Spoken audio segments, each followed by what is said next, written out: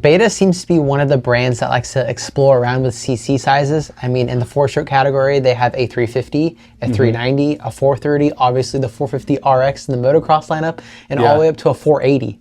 So it seems as if Beta is one to really explore different CC model sized bikes, which I'm all for because, as you know, I'm a 350 lover. I'd love to see a 350 RX motocross bike from Beta in the future. But today, we've been talking about a lot of different dirt bikes recently, but today we'll focus on the Beta 450 RX. Yeah, let's, man. I think there's a lot of potential for this brand. They've been around for quite a while. They make really competitive off-road bikes.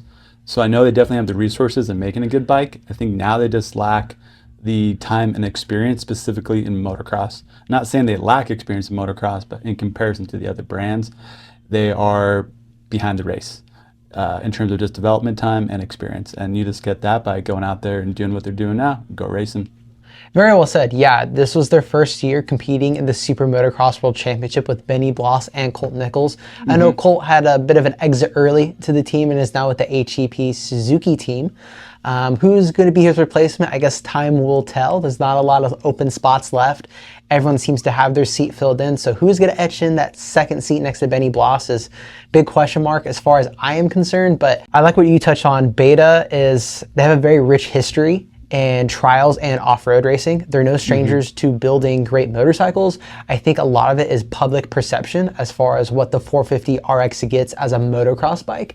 Not a lot of people have A, ridden a Beta on a motocross track, or B, maybe just have not ridden a Beta in general. I don't think a lot of motocross guys are going out and doing trials in their spare times, because it's very expensive to own both. So I do see that, but maybe some guys that do have trials experience might come over and see that Beta has a 450 motocross offering, be like, that's pretty tempting to try out. Yeah, big time, man. I mean, just first glance at the bike, to me, it looks like the 2022 and older version KTM, which I think is a pretty awesome thing. The 2023 KTM frame got mixed reviews. The 25, I think, is still out to be determined. But I think what we were all kind of hoping for was a more polished 2022 version frame for the new 23. So what I'm getting at is I think Beta's in a good position to utilize what they have, and hopefully they don't do anything radically different over the years. They just keep fine-tuning and polishing what they got, because that 22 frame was really well liked by everybody in the KTM crowd. I've ridden the Betas only in an off-road sense, and I thought they worked really well in an off-road environment. So I'd be yeah, I mean, just from the get-go, I think they got a good bike just to begin with. They do have a great starting platform. I like what you said there. It does have a striking resemblance, especially to a Gas MC450F. Yeah. Specifically, when you look at the main frame of the chassis, obviously, Beta is the only other major motorcycle manufacturer to produce a steel frame. All the other major OEMs are using aluminum. So that's one thing off the bat that is just very similar. Also, it has the red frame. So, I mean, when you couple those together, it's off the bat, it looks pretty similar. And then also some of the ergonomics are pretty similar. I think if the seat height is quite similar, the actual wheelbase of the bikes are pretty freaking close. Where they do vary a little bit is overall physical weight of the bike and ground clearance. What's the difference in the weight for the bikes? It's about 9 pounds. So obviously with the Austrian bikes having the air fork, it's what, about a 3 pound difference between the spring fork? Yeah, so we could say more of an accurate of a 6 pound difference if you were to spring fork or KTM. Correct. So yeah, if you do have a KYB conversion kit or a WP 6500 cartridge kit, hopefully a JBI spec. Yep. 6500 cartridge kit. It would be about a 6 pound difference between this 450 RX and your 2022 or older Austrian bike. But yeah, man, it does look quite a bit like a KTM Husky Gas older generation platform, but it does have some key differences to separate it away from those Austrian models. Yeah, speak on those, man. I mean, what stands out to me is the KYB suspension is the first thing I see. Yep, that was going to be my first go-to point. I know you can slap KYBs on your KTM, but having this out of the gate is a really good upgrade compared to maybe an air fork or even some of the Showas. I know some riders are partial to a certain brand, and it seems like most of the riders out there love the KYBs over any of the other suspension companies. Yeah, man, it seems very well favorited and liked among many riders. I don't think often where you hear a rider say they don't like KYB. It might not be their preferred brand. Maybe they like Showa A-Kit instead or something, but it's hard to find someone that goes, man, these KYBs just suck. They're pretty well liked, and I think that says a lot about the company, and just how well they build forks and shocks. Yeah, absolutely. And then just to touch on some of the other highlights with the bike, I mean, this bike came ready to race. I don't want to steal KTM's mantra, but this bike didn't come necessarily lacking anything. It's got traction control. It does have a map switch with 2 different maps. Just to touch on the traction control again real quick, that only works in first and second gear. So you are missing out on that TC for third, fourth, and fifth. But then again, it's really cool to have that just as an option. Electric start, of course, so that's really neat. Toolless seat removal and airbox removal. So that's super cool as far as maintaining the bike when you're swapping out air filters or having to get underneath the seat. That's super easy and cool to do. Other little knickknacks and cool things that stand out to me. Obviously, Yamahas come with a blue hoop, but it's pretty cool to see it on the Beta as well. I think it has a great contrast compared to that red frame and some of the red plastic that is also on the bike. 2-tone sprocket out back, so that's super sweet. I know this is the exhaust side, so you can't really see that sprocket, but I'll go ahead and throw a picture of the sprocket for you guys to see as well. It also has a black coated master cylinder for the front brake. Super trick looking because I don't know any other major OEM that does that. Yeah, no, their attention to detail and finish is really nice on those bikes. I like what you said, the toolless seat removal and getting to the air filter. That's something they definitely borrowed or continued using from their off-road bikes. What's really cool is on the off-road bikes, they have a pretty nice tool pack that they feature with the bike. And on the trail, a lot of times stuff happens, so you gotta fix your bike. So they had a really cool feature with storing a cool tool pack inside of where the airbox is at. So it's cool that they borrowed that and will continue that onto the Moto bike. I doubt there's an actual tool pack on the Moto bike. I hope there isn't in the sense of weight. Like you just don't need the weight right there. But yeah, their fit and finish and little details are really nice, man. Seeing the reviews on it, it seemed like it was kind of received lukewarm kind of among test riders so far. A little bit, yeah. And I feel like, I mean, we should all kind of give some leniency to the Beta crew just because this is their first full crack at a full motocross bike. Obviously, they have a rich history in off-road and trials, and I think a lot of that off-road and trials influence is seen in this motocross bike. But then again, it is a true motocross bike. I mean, it's valved properly for motocross. I do think that the suspension balance is quite a bit off from what it seems like the shock is maybe a bit too stiff to match the fork, and the fork is maybe a little too soft. So that rear end riding a little high, maybe a little funky on corner entry. Especially when you're hard on the brakes and you have that extra rotating mass and spinning inertia of a 450 already loading those forks on top of a soft fork. Might feel a little weird. That front end might feel maybe sketchy and knifey at times. I could see that. Obviously, neither you or I have either ridden this bike. We would love to hope so. So, I mean, if you guys got a Beta 450 RX and want to get your suspension done or just want to hang out at the track one day, I mean, it'd be really cool to swing a leg over this bike and spin a couple laps. But yeah, please do hit us up. Yeah, for sure. But just to touch on some of the key points of this bike, what I noticed is this bike has a bevel spring style clutch, much like what we see in the 2025 YZ450 and what we have seen from the Austrians for a long time. For a very long time.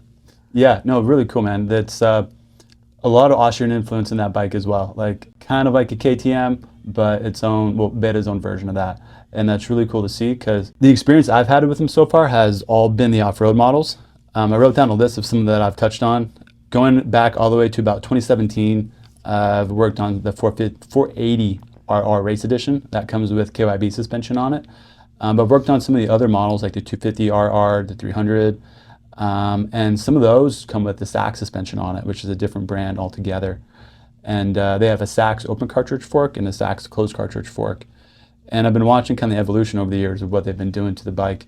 And that suspension's gotten a lot better, but it's also been fun watching what they've been doing on their race edition bikes that comes with KYB and seeing the improvements they've been doing over the years as well. Judging by their off-road models on how much better their stock suspension settings have gotten over the years, I would think that their motocross model is going to follow the same path and quickly get better with each year in, year out. So if the common feedback right now from what we've been seeing from testers say, with the forks being a little soft and the shock being stiffer, just not quite right balanced, I'd imagine they get that pretty well dialed in by next year. If not, then the following year after that. Obviously, that's something we can revalve and fix, no problem. But Beta seems to be a pretty fast-moving company. I think they can do that because of their size as well. So it's going to be fun to watch how quickly they develop this bike. On the pro side, I'm sure Benny Bloss and Colt Nichols have been really helpful for them learning where can we improve this bike, what type of feedback they're getting for riders with that ability. Bummer to hear that Colt left, because I imagined whoever fills this spot is just going to step in and he's going to get a better bike experience from the get-go than maybe what Colt had. He gets to take advantage of the effort Colt put in there for him. But sometimes certain riders just aren't comfy on certain brand bikes, and that goes more than whatever. No matter how good a bike can be, if you're just not comfy, you're not comfy for it. But I'm excited to watch him. I think Beta is going to keep getting better and will quickly be a contender. Obviously not this year in terms of like best bike of the year. Yeah, absolutely. It seems like one of the major shortcomings of this bike as of right now is the power. Very linear. It's not very hard hitting. The rev limiter seems to be quite weird on that bike. It seems like it doesn't have rev far out compared to some of the other 450 models. So I think, obviously it has the resonance chamber on there, which is really cool feature for a stock exhaust system. But I think if you were to drill some holes in that airbox cover, maybe throw on an Akrapovic or any other popular exhaust system on this bike, maybe get your ECU reflashed, it'd really wake the bike up and unlock the full potential of this bike. So I'd love to see like a mod series on this bike to see what untapped potential this bike really has. In stock forms, some of the bikes just do have some shortcomings. I know the KX is in a kind of a similar boat. Like it's just very linear. It doesn't have a lot of power off the bottom. You throw a muffler or ECU reflash and it really wakes that bike up. So I'm wondering if the same thing can be done with this bike as well. But overall, I do think that the bones of this bike are really there, and that with some fine tuning, and not only from the Beta side, but also in the aftermarket, such as, like our shop or maybe Twisted Development, just across the parking lot here, could really unlock the full potential of this motorcycle. Yeah, well said, man. It's crazy just that this year we got 3 new brands coming out with new bikes, because we really haven't had 3 new brands entering the motocross market in a while. And this is not including Stark. I just mean motocross gas-powered bikes for right now. I think had Triumph not be releasing a bike and Ducati not releasing a bike, this would probably be getting way more press and attention. But as we see, Triumph has done a really good job with their release and debut of their bike. They've gotten some really good results, and that may have that set the standard really high, actually. And I think it's kind of overshadowed Beta a little bit, and also maybe Ducati. Granted, we're still waiting on the Ducati to come out. Yeah. But Triumph has done an excellent job with their debut. The results they're getting. I see they've had a few DNFs, but like that looked just to be more common mechanical stuff. Like I think a chain and sprocket at Southwick and stuff. So that shit just kind of happens. It's cool that Beta has Benny Bloss as one of their pro riders. Somebody of that size and ability is really going to test how strong your bike is. Man, they're going to find out where the fatigue failures are going to happen, if you're going to have any cracks or stuff breaking over time. That's really not too applicable to probably us. We don't ride at that level. We're not that size. We're not riding for 30 minutes straight at that ability. But it's a great person to have on your side to really torture test your bike and make it to where if this bike can stand up to Benny Bloss, anybody else will be able to get on that bike and rip it for a while and not have any issues. I like what you said there, especially with multiple brands entering the motocross space that have a rich history in other disciplines of motorcycling. Like I think of Ducati, that's like the Ferrari of motocross bikes. I think when that thing hits the showroom floor, that's gonna be like the hot new girl in high school that just like gets transferred in. She's walking through the hallways and everyone's just looking at her like, damn, like. Big time. Yeah. So I like what you said there. This bike does seem to be a bit overshadowed by that Ducati and by that Triumph, and also the Stark. I know that's electric, but people have been loving and raving about the Stark. So it's good that I think it's really good that a lot of OEMs and new bikes are getting rolled out into the motocross space. I'm just really excited to see what Beta also offers. Are they going to do a 250? Are they going to do a 350? As we were talking about earlier, they aren't scared to venture with CC sizes. So I'm just really excited to see the complete motocross lineup from Beta in a few years. Yeah, same, man. I hope to get one in the shop soon because I really want to get my hands on them. From my previous experience working on them in the KYB stuff, the bike seems to respond really well to modifications of the suspension. So, man, I really want to get my hand on one of these, man. I think it's going to be a really fun bike to tune. And it'll be a really fun bike to ride. I feel like it'll kind of give us a little bit of nostalgia of the previous year or previous generation KTMs, but in a very good way. Well said. Well, if you have a 2024 or 25 Beta 450 RX, please hit us up. We'd love to do your suspension. So give us a call at the shop number, or write us an email, or just come visit us at the shop. We're in Murrieta, California, right in the hub in Motocross. We're open 5 days a week, Monday through Friday. So come see us. Thank you guys for watching, and we will see you in the next one.